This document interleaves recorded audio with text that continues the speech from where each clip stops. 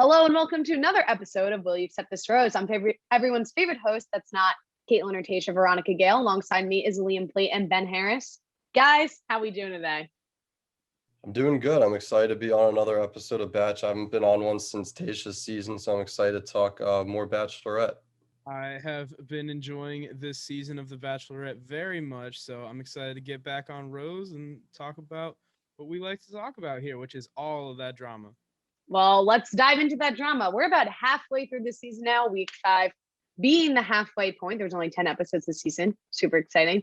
So let's dive right in. Thomas and the tea. So Thomas came in, says people weren't sure in the house if he was there for the right reasons. Do you think Trice should have said something about Thomas's intentions? Guys, what do you think? I went back and forth on this while I was watching the episode. I forget who said it, but there was another another guy there that said Trey shouldn't. So I went back and forth between the two sides because on one side, you had Katie already dealing with all that drama last week and having to send someone home who tried to stir up drama in the house. And then and on the other side, this is something that Thomas straight up said.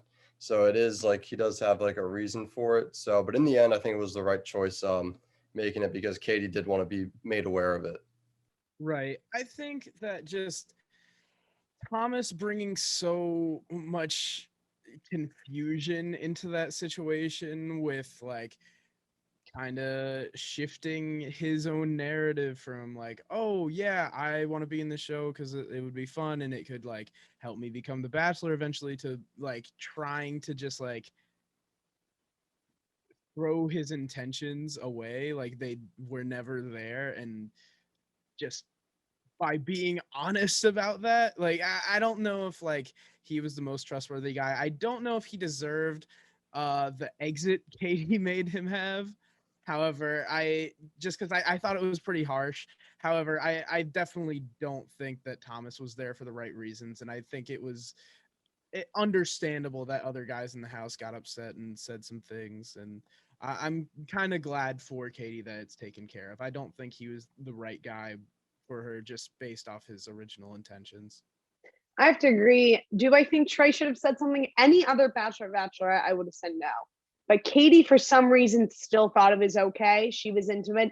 Any other situation, I feel like that would have been a 2-on-1. And for some reason, it wasn't a 2-on-1. So I don't know how we avoided that, but go him. But you teased it. I mean, that exit Katie gave him was crazy. Guys, what did you think about it? I mean, go off queen for Katie. I don't know what else to say. I think that was, I mean, obviously Thomas was being a huge jerk with that with what his intentions actually were. And I think she had the right to tell him off. Maybe it wouldn't have been good in front of a giant crowd and maybe not on national television, but if you're going to pull that crap on national television, expect to get embarrassed on national television. So I thought it was justified, but maybe a little over the top, but it is the Bachelorette, so everything's over the top. You gotta love the drama that Katie's helping bring to the production. I thought it was a very it was super harsh. I think it was very harsh just because like you can understand Thomas thinking at some point or another when he's in the process of coming on the show, like, oh, a lot of the bachelors that are chosen, and well, all of them except Matt James, have been former contestants of some Bachelor Universe show or another. So it's understandable that he had those thoughts, but for that to be his priority at one point, I think Katie was justified in sending him home, and all the weird like half truths he was spilling to her. She was fully um capable and did send him packing pretty harshly, but like it was very mean, but it was justified is what I'm getting at. I have a bold statement. I feel like it ranks just under Hannah Brown and the Luke P moving the podium because that was unreal. If we remember that from Hannah Brown season, I thought it was amazing.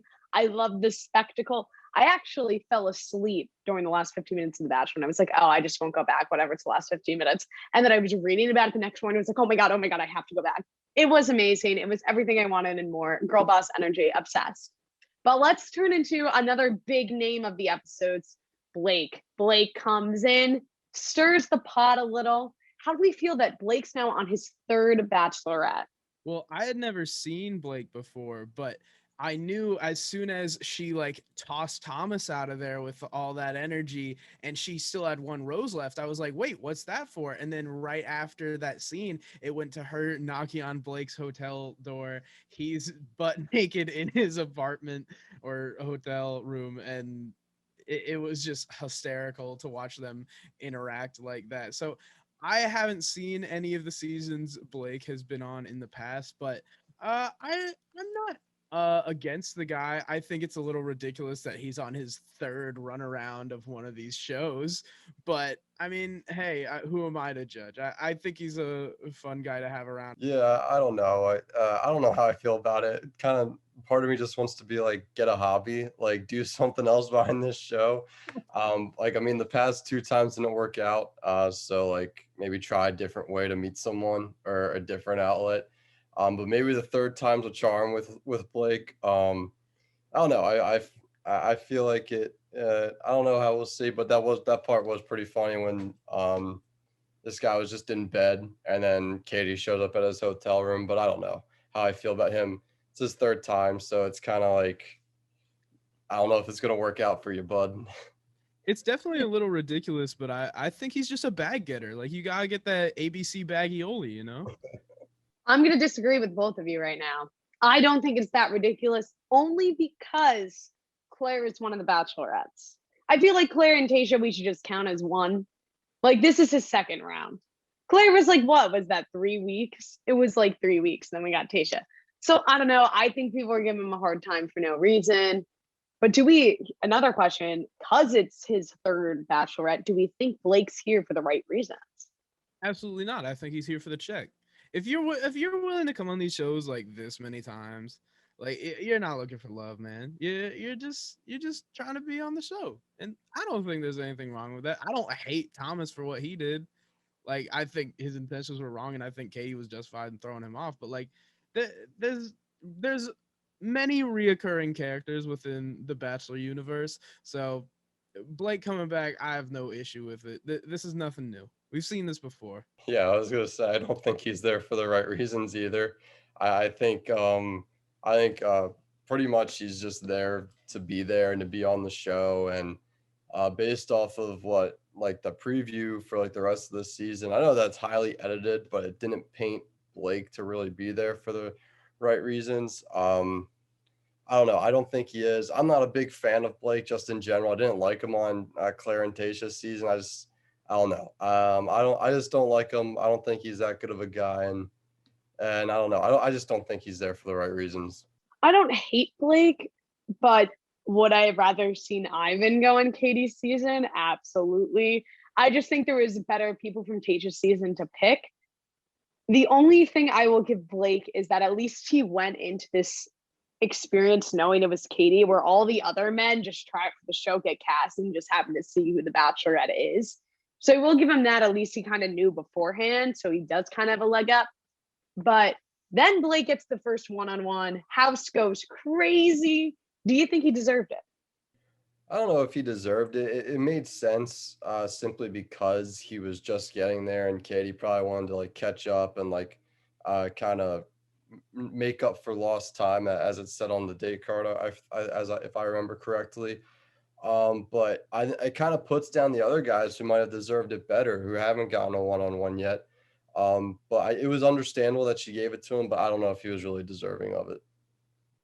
Yeah, I don't know about the one-on-one. It felt like a little much. However, her wanting to, as Liam stated and the card stated, make up for lost time, it makes sense, like within her process of like trying to play the game. If this guy hasn't been around at all, the best way to use your time effectively is to go have that one-on-one with him. While he may not be the most deserving, I think it's like like it's weird to say strategy on a show like this. However, like it is a competition, it is a contest. Like I think that was a smart move on her part in terms of like her like scheduling out time and being organized enough to like have the foresight and know that like if I'm gonna have this guy be around, I need to figure it out fast, or else like I might as well get rid of him to next ceremony if like she barely spends time with him on like a group date or something and doesn't hit it off. Like I think it was a wise usage of her time. Ben, I think it was the smartest move she could have made. Did Blake deserve it? No. Did the guys in the house going to be mad at it? Hell yeah. Understandably so, though. I would be mad too. But then we get to see through the one-on-one a little bit of Katie and Blake's relationship. What do we think? I don't know. They seem to have great chemistry and they seem to get along pretty well. And, they can joke around and stuff. And they had fun riding the horses. And that was kind of like a good bonding experience for them, I feel like. But again, I just don't like Blake that much. So I'm not going to, I don't think, I don't know about this guy.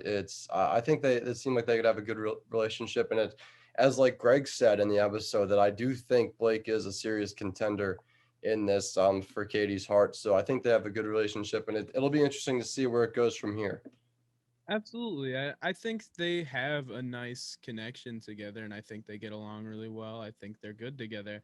However, I don't see, like, not to say Blake's an unserious competitor. I think he'll go decently far. It's just like there's only one winner. Like, I don't think there's any way he's like top 3. I could see top 5 potentially. I could see that, but there's no way like he makes it to like the final cuts, I disagree. I think Blake's a top runner in my eyes. I put him up there with Greg and Connor B at the moment. From the preview, he's going to hometowns, it looks like. So he's making it to Final Four. So I don't think he's gonna win, but I could see him going really far in this game. But let's get away from Blake. Let's move on to some of the other men. So then we go into this rugby football type date. What were your guys' thoughts on this date in general? It was really dangerous. I thought that this like rugby basketball kind of football-esque game that they made up was super dangerous. Like they had these dudes just running out in this open field, no padding and little to nothing at all on. Like I knew as soon as like this went on my screen like that someone was getting hurt. Not even just because like past previews or nothing. Like that's just like obvious. That's a really aggressive game to have them be wearing literally nothing and like no padding or anything. Like rugby players wear padding. Like it's just like not helmets. Like I don't know. I just knew that was gonna go poorly from the start, and I bet a bunch of the guys on the field were like, "Oh man, Katie, I didn't because he got hurt. I didn't get to really show how good of an athlete I am. Like, did you see all the mental plays I was making? I had a great teammate grade out there. Not like I don't know. I thought it was ridiculous. I thought it was funny that one guy that got hurt though. I'm glad he's okay, but like it was kind of funny. Yeah, who at ABC thought this was a good idea at all? Like insurance wise, liability wise. Man, if I was one of those contestants and I got seriously hurt, I would be suing ABC for all their money. I don't know. I think it was dumb, especially if a lot of these guys probably weren't taught how to tackle correctly, like you are in like Pop Warner football. So especially when you got guys like Hunter like tackling people at the knees, like I'm surprised no one didn't tear an ACL or something. So I don't know. I just overall terrible idea. Someone was bound to get hurt. Can we please stop dates where they fight? I'm over it. From girls and guys, it's the worst. ABC, stop it. It's terrible. It's hardly funny, adds though. any drama. I hate it. Someone's gonna get hurt. It's amateur violence. It's awesome. It's stupid. I hate it. They always have the girls box, and they always have the guys do some form of wrestling, and it's annoying. Anyway, we're gonna move on. And then there was this drama that kind of occurred with Hunter. I think they're trying to paint him to be the next villain. Guys, what do we just think about this whole situation in general? I don't know. I mean, Hunter obviously got the group date rose, and then he tries to pull Katie aside at the rose ceremony and like have like this whole thing and this whole like romantic date stuff. Like, bro, you already got a rose. Like, get out of the way so other guys can talk to her. And he's like, oh, I don't care. Like, but that this guy Hunter would be complaining the same way as these guys are if he didn't get that group date rose. I don't know. Hunter's another guy I don't like. I don't know. I think he's a weasel. I don't like him, and I know he'd be mad at the same way as the same way other guys were. The fact that you called Hunter a weasel was everything in me. I think Hunter, all right, I'm going to keep it real. I'm going to be completely honest. I'm going to keep it real. I think Hunter is the ugliest guy the Bachelor Nation has ever casted in a show. I'm so confused why he's still here. I'm so confused how he even got on this show. Like, okay, the Bachelor, they just get a bunch of hot guys in a room. That's all they do. And this man is not hot. He does not qualify to be there. I don't know. Yeah, he is like a little muscly, weird looking dude. He looks like an off-brand, like hard ass Adam Devine type beat person. Like he's just weird looking and like aggressive. Liam, you described him perfectly as a weasel. He's a I think that's weasel. a great assessment. He's such an uggo. It's a no from me.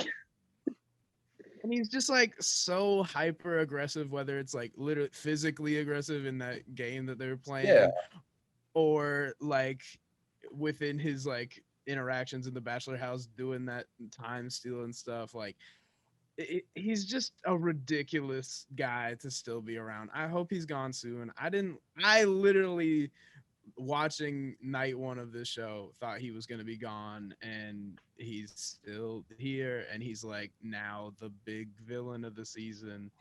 So like I don't know if I'd really get even him call out him of a here. villain. He just stinks. I don't know if I'd really call him a villain. I don't know. I feel like no, you can't. I'm sure there's not one Bachelor fan that's like, oh yeah, I really like that Hunter guy. No, I feel like it's just like the way he is. I don't know. I don't think you can call him a villain yet, but I think on the next episode of this show, we're probably going to be calling him a villain. Also, he's like really old. He's like 36 and has like 2 kids. Like, there's no way this dude wins. Like, no it's way. just not practical. Yeah. Moving on, though, we've got our Hunter aggression out, as you can see. We did have one more one-on-one this week. It was with Andrew S. Big fan of Andrew S. I think they had a great one-on-one. They were able to bond a little bit. They had a lot of things in common with their families and such. And then towards the end, when they were having dinner at their group date, it seemed to be like they really got into some deep conversations, and Andrew raised some concerns that he had, and then Katie tried kind of eased his mind at it, which I think was really nice that they were able to talk about their families and their kids' situation, that they could both envision a future together. I think that Andrew has been one of my favorite contestants throughout this whole show. He's just a very nice, funny guy. Like, they get along so great. They're very open with one another. Like, the discussion they were able to have about Andrew's concerns from like a past relationship revolving around like racism he's experienced from both intentional and non-intentional sources that have like upset him over the years, and like trying to clear up those kind of concerns. It was really cool that they were able to have that discussion and like come to a complete understanding with one another. And I thought it was like really important that they had that conversation, especially with a lot of the Bachelor universe's racial issues as of recent history. And I think that conversation is important. And I think that they just have a really, really close bond together as a whole. And I think that Andrew has been one of my favorites since early on. I think his accents are still very funny. I think it's a little ridiculous sometimes, but I think he's just a really good guy, and I think they get along really well. So I hope he keeps going far. I think their date was well done, well put together. So I think he's gonna make it top 5, at least in my opinion. I think he's a very strong candidate. I think they just get along really well. I agree. I could see him making it top 5, and I really love the conversation they had. If you're gonna marry someone, that's a great that's a really important conversation to have. So it was such a good combo. I do have to say that date, the production value on that date was really, really poor, but I enjoyed the conversation. Last question before we end, quick lightning round. Who do you think's gonna win, and who do you think's gonna be the next Bachelor? I think Greg is probably gonna win if he can stay and handle like her dating other guys. And the next Bachelor, I think either of the Michaels would be pretty good. They have compelling stories. Or I like Andrew S. I think he'd be a good guy too to put it on his Bachelor. I really don't know who's going to win at this point. I think that Andrew S is a really good candidate. I don't think that Greg will win simply because he had so much early on success. So I think like that was kind of a producer thing to like I'm looking through the smoke screen. I think like they were trying to like set him up as like a really good candidate early on. So like I don't think it'll be Greg. I think Andrew S is a great candidate. I think, as you said, Blake is a really good candidate. But I think the next Bachelor could possibly be Justin. I think Justin is low-key like a really good candidate to be the next one. I have to say, I think Connor B is going to win. I think Michael P is going to be the next Bachelor. And that's all the time we had today for this episode of Rose. Thank you, Lehman, Ben, for being here. We'll see you next time.